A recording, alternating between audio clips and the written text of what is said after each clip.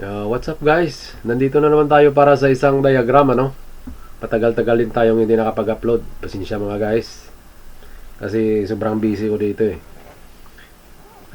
Ngayon, ito, i-share ko sa inyo ang diagram fuel system pang Mazda 3 4th generation fuel system diagram. So, magsimula tayo dito. Ipakilala ko muna sa inyo mga parts na ito. Ito ang battery, main fuse, 200 ampere. Ito naman ang relay and fuse block. Ito ang sa loob ng mga fuse. Ito ang ignition relay. Ito ang fuel pump relay. Ito naman ang relay and fuse block. Ito yun siya. Ito naman ang BCM. Ito naman ang fuel pump control module. Ito naman ang fuel pump unit.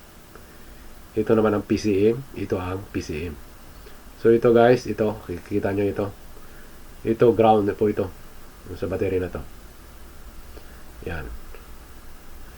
Itong positive, papunta dadaan sa main fuse 200 ampere.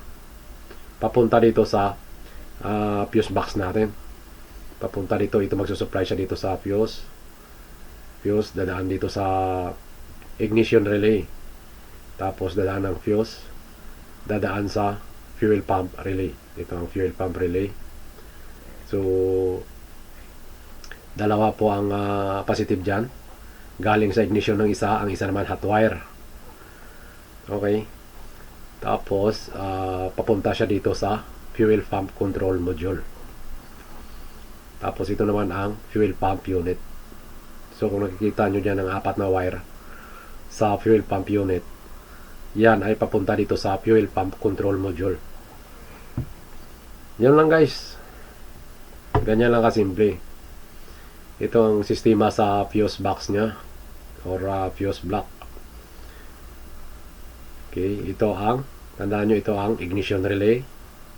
Ito ang fuel pump relay. Ito po ang tinatawag na relay and fuse block.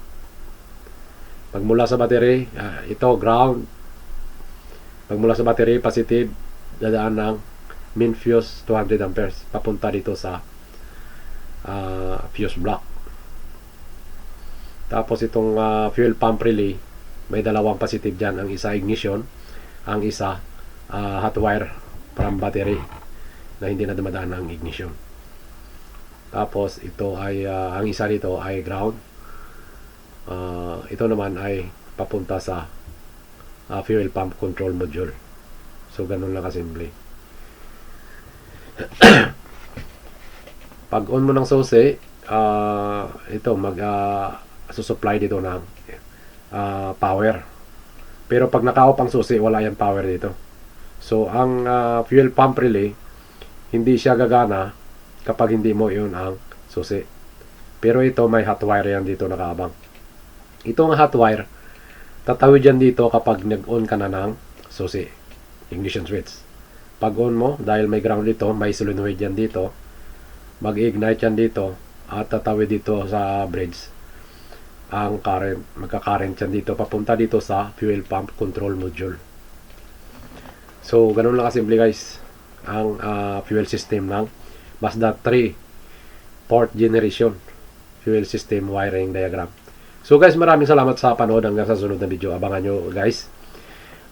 Magre-request lang kayo kung anong diagram ang gagawin natin at gagawa natin ng diagram. Maraming salamat guys, hanggang sa sunod na video. At maraming salamat sa pag-subscribe at pag-share, pag-like ng video natin sa mga nagustuhan nyo ang mga diagram natin. Gagawa po tayo ng diagram. Request lang po kayo guys. Maraming salamat po, hanggang sa sunod na video.